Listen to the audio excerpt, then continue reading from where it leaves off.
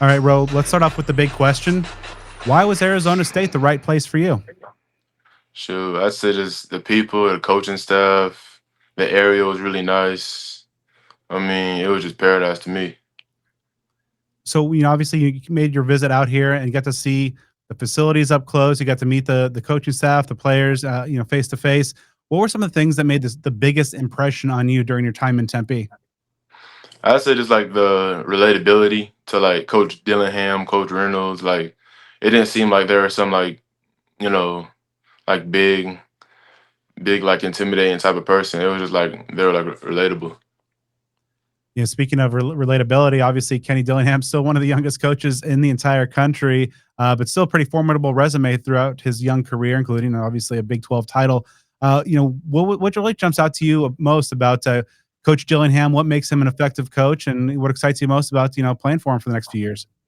Sure, him being so young and like still being able to go to the playoffs, and also like embarrassing the Longhorns. And it's like he's this young right now. Like imagine in like 5 years or like next year, like he's gonna be like crazy. Now, reportedly, one of the things he likes to do on some recruiting weekends is pull out some magic tricks. Was he pulling out some any tricks during the visit? He did. I mean, he did that little finger thing. I'm like, okay. I mean, I know how to do that, but it's cool.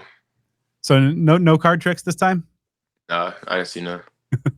When obviously, also when you were there, what was kind of your read on the program culture and just kind of the environment and atmosphere that this Sun Devil football program has put in place?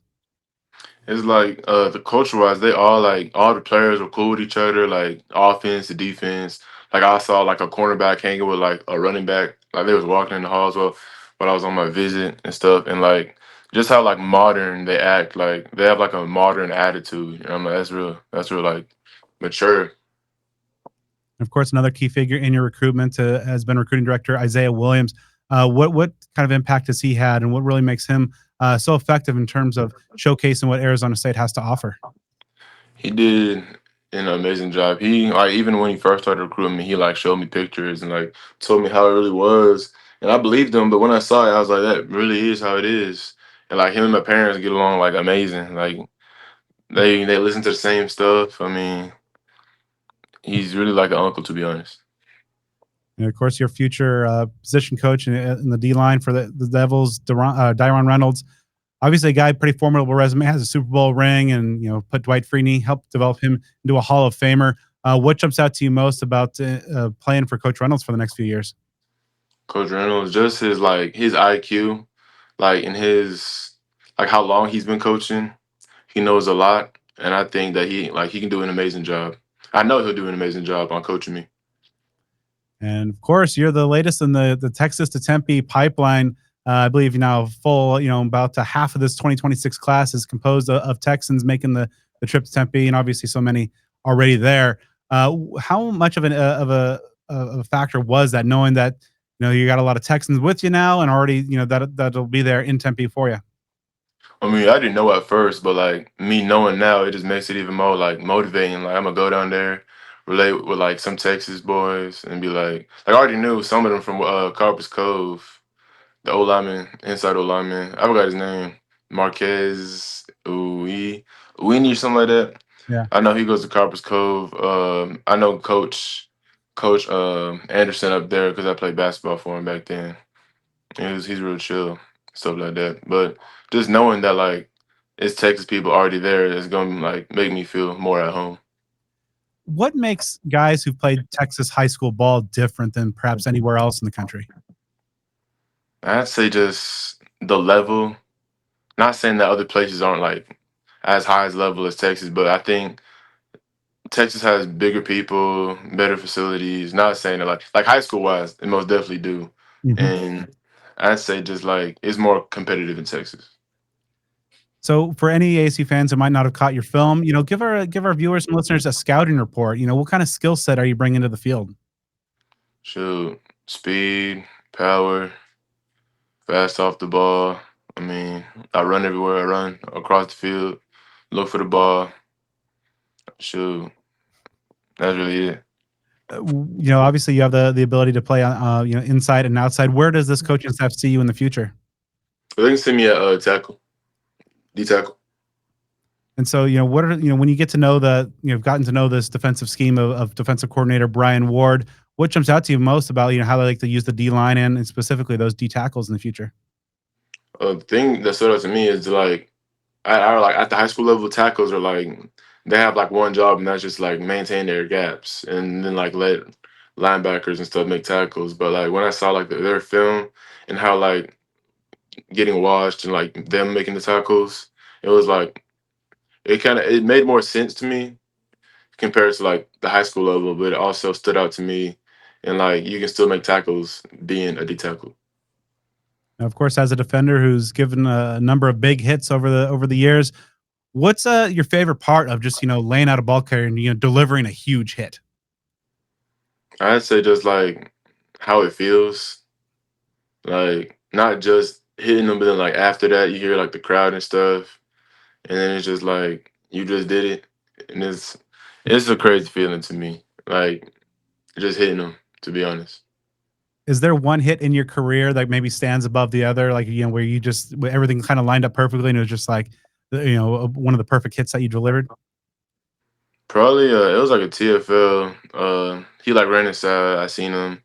And then my other D tackle, another D tackle was on the edge. I was playing defensive end at the time, and he came in and he hit him on one side. I hit him on the other, and then it was like a big old clang. And I was like, that was actually pretty clean. So obviously, a skilled player on the field, but what kind of person is this Sun Devil program getting off the field? Because obviously, this is a program that prioritizes a young man of character. It does. I say, me talking to Skip, Coach Skip does an amazing job keeping the boys on track. I think he'll do an amazing job with me, keeping me on track when I get to Arizona State. And also the Barron program, Miss Carter, I really would like to like do the Barron program. I think it'll be amazing for me and like just being able to challenge myself and whatnot.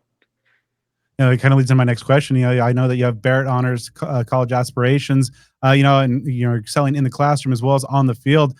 For you, has that always been something that's been easy to find that balance of getting, because obviously the demands of being a player are pretty rigorous as well as being a good student. How have you been able to find that proper balance to do so well on both? I'd say it's well, my parents are both in education, so my I've always had a parent either with me like on campus or like I could just text them and ask them for help because like my mom has been a counselor, an English teacher, a teaching aide, like she's been about everything, and my dad's been an AP, sped teacher, a history teacher, like he's been everything too. So I mean, they have high expectations for me not to fail in the classroom.